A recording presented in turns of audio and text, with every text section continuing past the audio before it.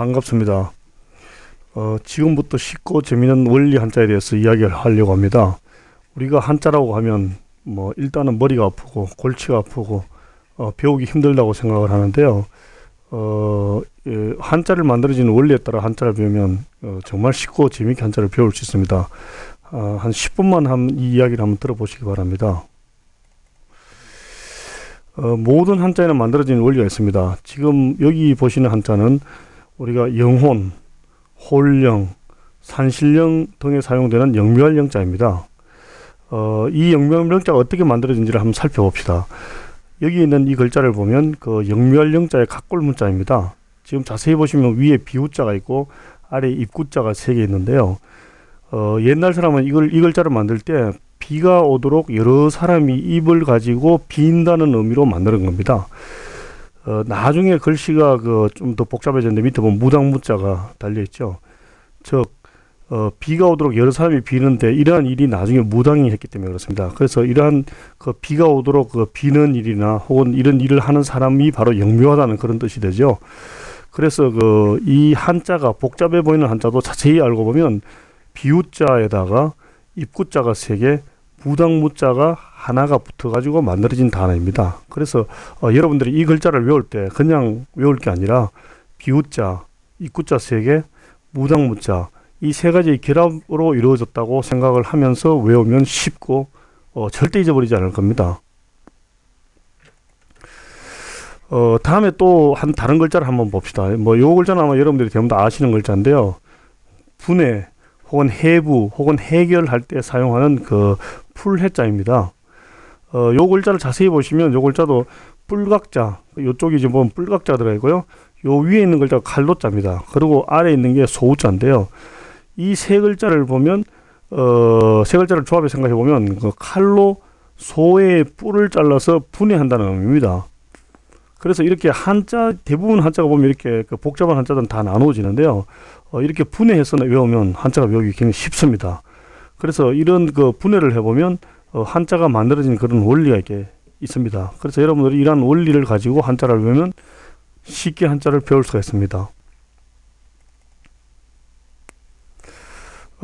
한자가 만들어진 원리가 물론 앞에서 본 그런 몇 개의 한자가 합쳐진 것뿐만 아니라 여러 가지가 있습니다. 가장 한자의 기본은 바로 상형문자입니다.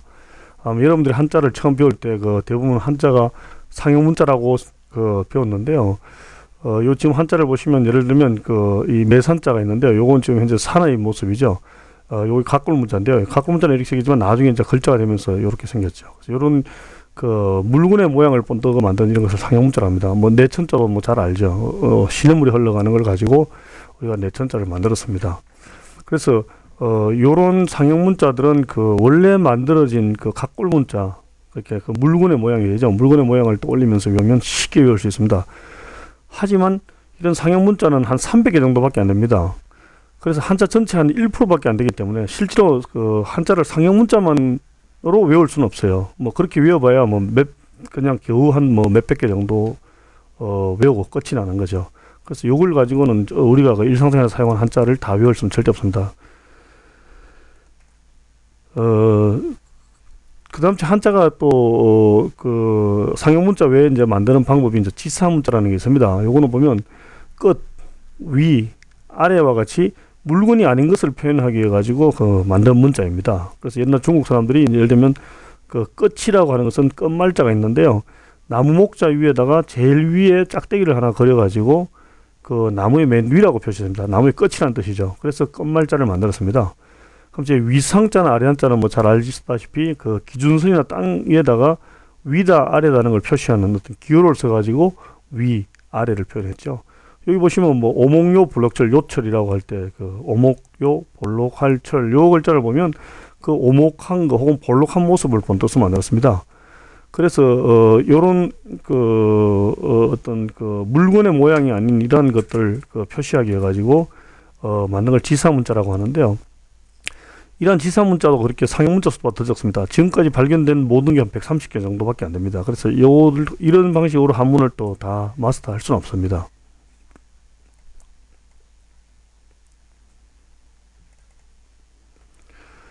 그래서 그 고민하면서 중국 사람들이 만든 한자가 바로 회의문자입니다. 회의문자는 여러 개의 글자를 합쳐가지고 새로운 글자를 만들자 하는 것이 그 기본 원리입니다.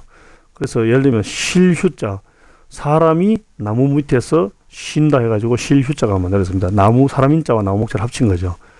갑자기 앞에 본 그 풀해자 혹은 뭐 영묘할 영자 이런 것들이 가장 대표적입니다. 여러 개의 글자를 합쳐가지고 하나의 글자를 만든 거죠. 뭐 이 고날곤자는 보면 뭐 둘러싸일 위자에다가 나무 목자를 합친 겁니다. 나무에 가장자리 울타리를 둘러싸여 가지고 나무가 더 자랄 수 없는 그런 곤란한 지경에 이르렀다 해가지고 고날곤자라 그럽니다. 곤란하다 할 때 바로 이 곤자를 쓰죠. 갑자기 이열연자는 뭐 간다는 의미의 갈착자와 수레 자자가 합쳐가지고 수레가 쭉 이래 가면서 그 뭐 바퀴 자국이 쭉 이어진다 해가지고 뭐 만든 것이 이열연입니다. 혹은 뭐 수레들이 여러 대가 이렇게 줄을 지어간다 뭐 그런 의미도 되겠습니다.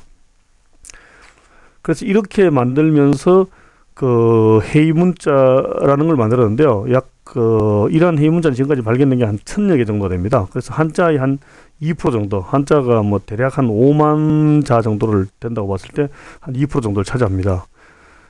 지금까지 이 상형문자, 지상문자, 회의문자를 보았는데요. 이제 나머지 한 97% 정도 남았는데 이 97%는 어떻게 만들었는지 한번 살펴보기로 하겠습니다.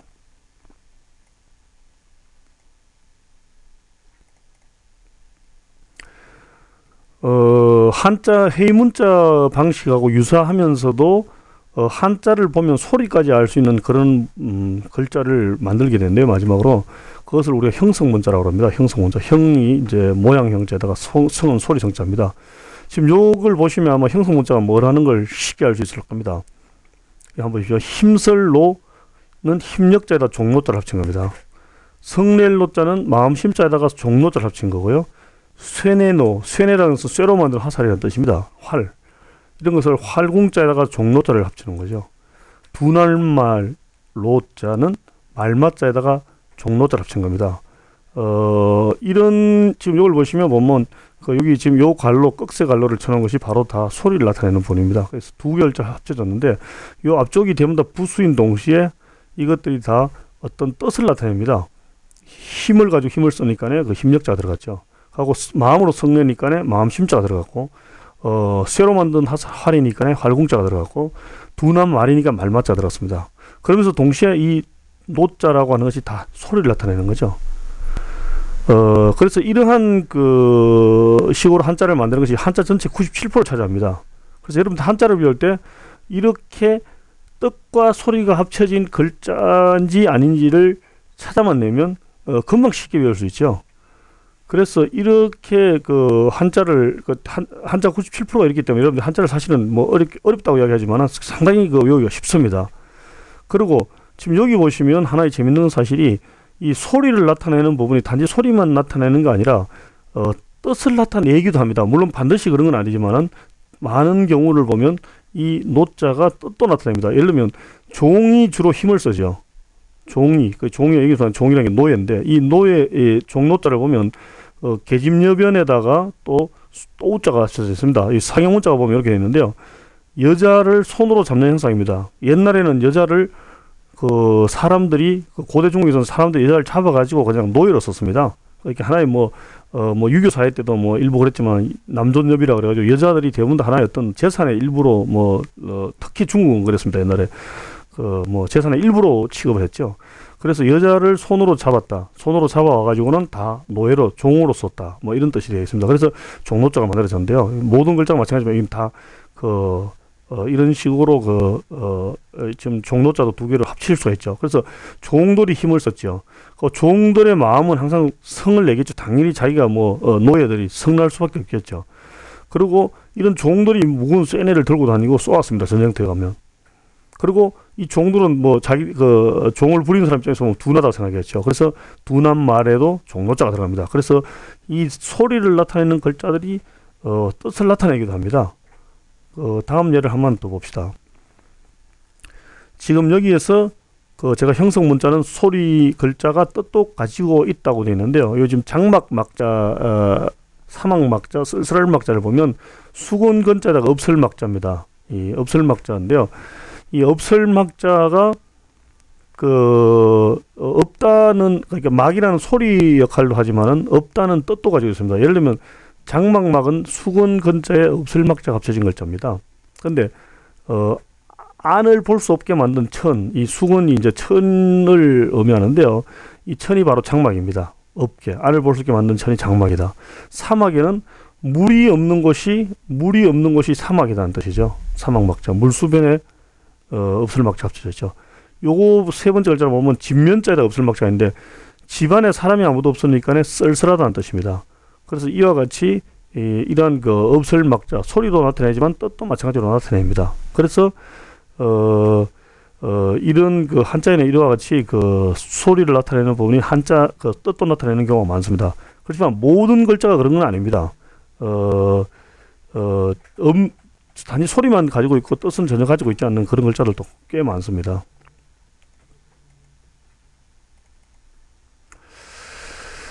그래서 뭐 앞에 이야기하는 거 어떻게 보면 요약이 될 수 있는데요.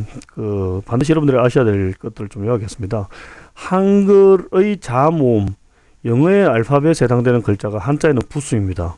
그래서 여러분들이 뭐 한글을 배우려면 기억력을 외우면 안 되겠죠. 영어 배우려면 ABCD 안 외우면 안 되겠죠. 마찬가지로 한자를 배우려면 부수를 알아야 됩니다. 앞에 지금 보시면 여러 글자가 나왔는데 그것이 대부분 다가 쪼개 넣었을 때 각각의 글자들은 다 부수가 되겠습니다. 그리고 부수는 대부분 상형 문자입니다. 그래서 부수는 외우기가 굉장히 쉽지요.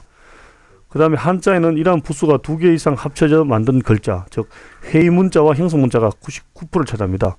회의 문자가 약 한 2%고 형성 문자가 뭐 97%니까 99%가 이렇게 2개의 글자가 합쳐진 글자입니다. 그리고 뜻과 소리로 이루어진 형성 문자는 한자의 97%를 이루고 있습니다. 그래서 여러분들이 이 형성 문자라는 개념을 이해를 하고 한자를 배우면 굉장히 한자를 외우기가 굉장히 쉬워지죠. 마지막으로 다시 한번 더 요약을 하면 상형 문자는 물건의 모양을 떠올리면서 암기를 합니다. 그리고 지사 문자, 해의 문자, 형성 문자는 글자를 분해해 가지고 암기합니다. 예를 들면 끝말자 같은 경우는 나무목자와 한일자가 합쳐졌다. 실유자면 사람인자와 나무목자가 합쳐졌다. 이게 해의 문자죠. 힘설로 형성 문자는 힘력자와 종로자가 합쳐졌다. 이렇게 되고, 분해된 글자는 대부분 211개의 부수 글자이므로 부수를 먼저 익히자고 되어 있습니다. 그래서 제가 이 이야기를 계속 해나가는데요. 뒷부분은 전부 부수를 배우는 겁니다. 뭐 물론 214개가 다 나오는 건 아니지만 우리가 필요한 한자를 배우는 데 필요한 모든 부수에 대해서 이야기를 할 겁니다. 이 한자 각각이 어떤 의미를 가지는지, 어떤 모양에서 만들어진지, 물론 이제 각골 문자도 전부 하나하나씩 봐가면서 이야기를 할 겁니다. 예, 이상으로 첫째 마당 한자가 만들어진 원리에 대해서 말씀을 드렸습니다.